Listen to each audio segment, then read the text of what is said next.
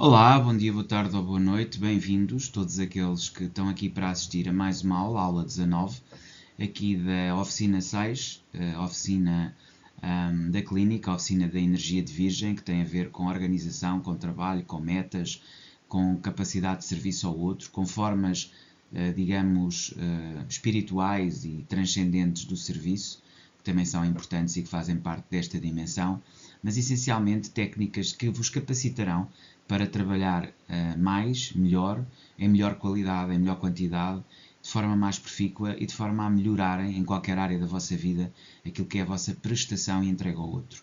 Se realmente servir para alguma coisa este conjunto de aulas que estou aqui a dar, será exatamente para isso, para vocês aumentarem em qualquer área da vossa vida estas mesmas qualidades, no fundo, que estão aqui disponíveis no universo.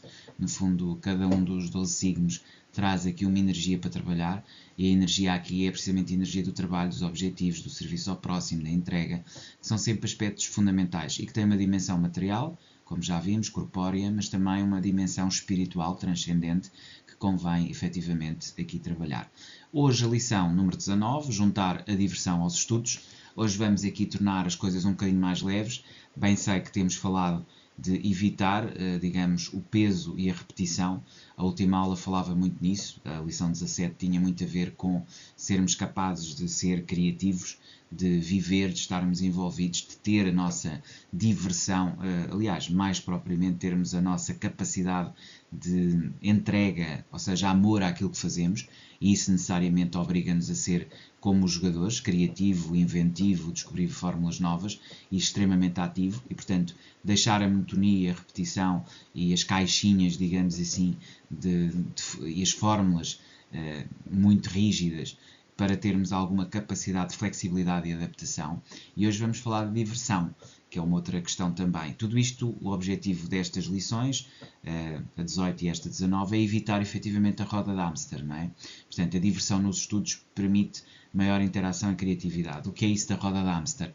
É nós estarmos, no fundo, a estudar, mas estarmos numa situação de stress permanente, dificuldade, desafio, em que apenas vemos as dificuldades e não as nossas oportunidades em termos de leveza, de dimensão, porque servir os outros não tem, nem é necessariamente algo de dor ou de sacrifício nosso ou de dureza.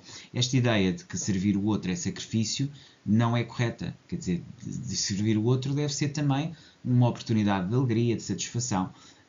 E é essa diversão, essa satisfação, quando estamos a estudar ou a fazer uma entrega, que é importante.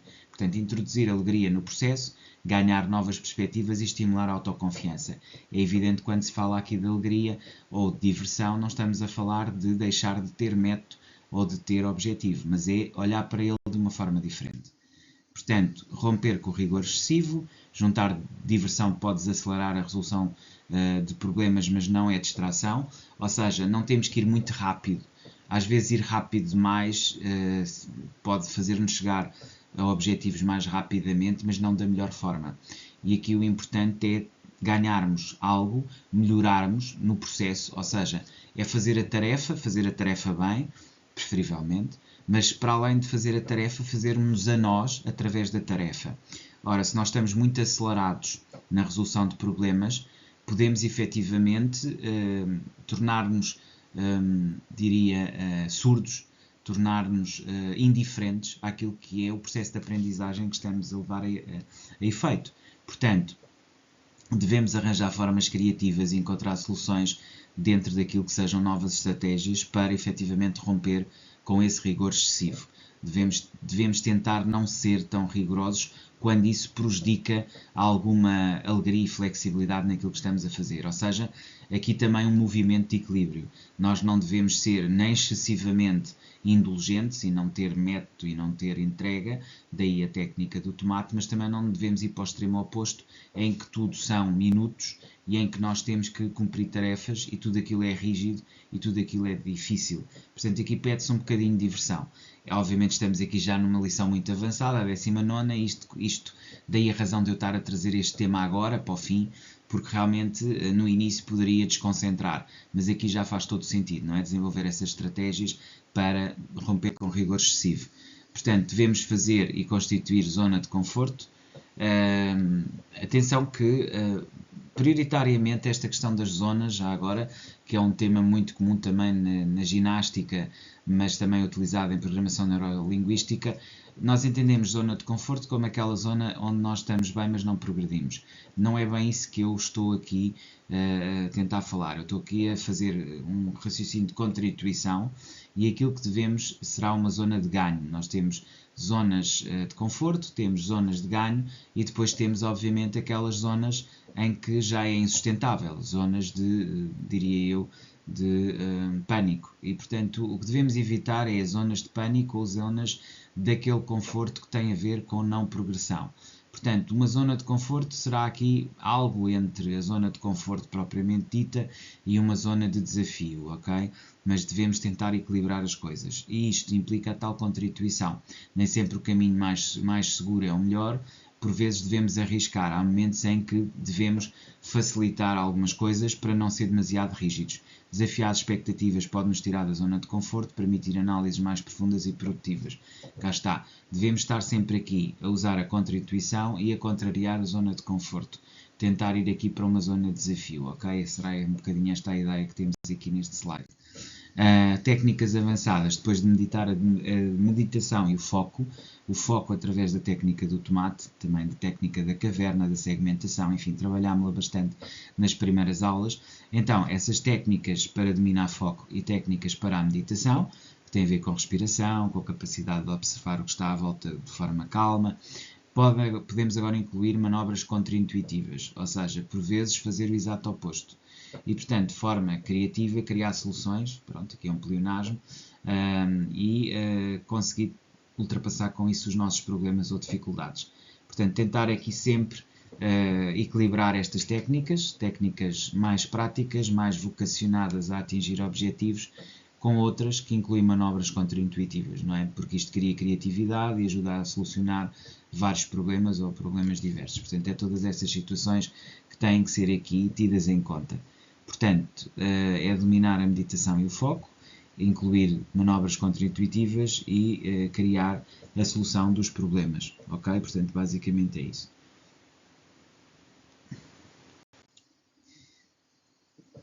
Devemos ser capazes de envolver os outros no processo, portanto, comentar com terceiros e envolver os outros, outras pessoas no processo amplia o compromisso e enriquece a análise. Devemos ter uma capacidade de diversão compartilhada e gerar novas perspectivas. Ou seja, aqui também chamar a atenção para o aspecto de que quando estamos a introduzir criatividade, quando estamos a introduzir, que é o tema de hoje, diversão, a diversão só acontece se tivermos com quem compartilhar essa mesma diversão. É difícil fazermos diversão totalmente sozinhos. Portanto, comentar com terceiros e envolver no processo, isto aqui poderá ter que ver com uma altura do processo em que já estamos numa fase bastante avançada e em que se abre esse espaço, em que se calhar já trabalhamos os nossos objetivos interiormente, vimos aquele trabalho interior que tem que existir a determinada altura em solitude, e agora estamos já numa fase de partilha, de entrega e, portanto, nesse sentido, envolver os outros nesse processo, já que também, e obviamente, o que estamos a fazer é para servir ao outro, é para entregar ao outro qualidade, algo que nós fizemos e que queremos que os outros também sintam. Então, essa diversão compartilhada é algo que devemos trazer para o processo. E é algo que resulta, obviamente, já de uma fase avançada, em que envolvemos os outros, e, portanto, tudo isso traz, obviamente, uma nova energia e sinergia àquilo que estamos a fazer. Portanto, aqui a questão da alegria, do compartilhamento, do convívio, é algo importante e que devemos trazer sempre que isso faça sentido. Devemos limitar o ermitão interno, cá está, ou seja, não é abandonar pensamento introspectivo, mas é equilibrá-lo com colaborações externas. Devemos evitar os efeitos negativos da zona de conforto. Ou seja, o que aqui estamos a dizer, ou a trabalhar neste slide 6, é a percepção de que muitas vezes nos consideramos que a forma de atingir objetivos é fecharmos completamente ao mundo. É fazer, digamos assim, o modo caverna, ou seja, fecharmos, estarmos apenas connosco mesmos, trabalharmos a partir daquilo que é a nossa própria noção de realidade, não contactar com ninguém e depois a partir daí aparecermos como uma pessoa nova, com novos objetivos, no fundo um bocadinho como a borboleta e como a lagarta.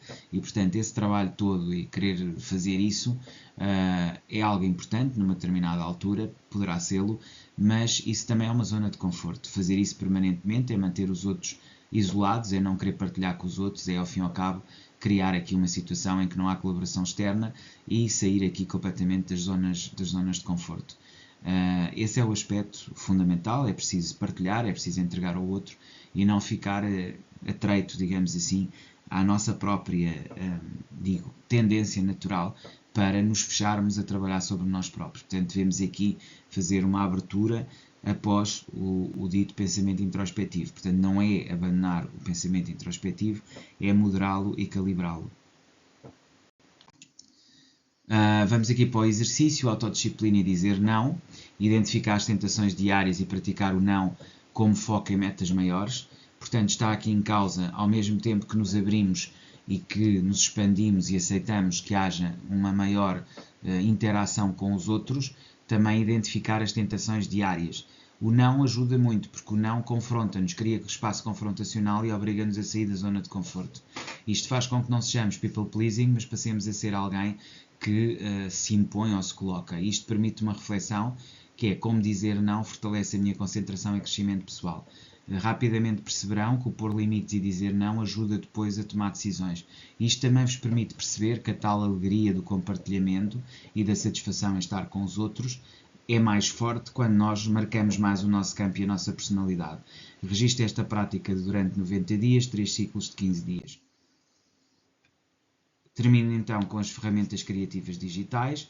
Utilize jogos, quizzes, vídeos interativos, mapas mentais que existem na internet digitais como recursos para tornar os estudos mais agradáveis e eficazes.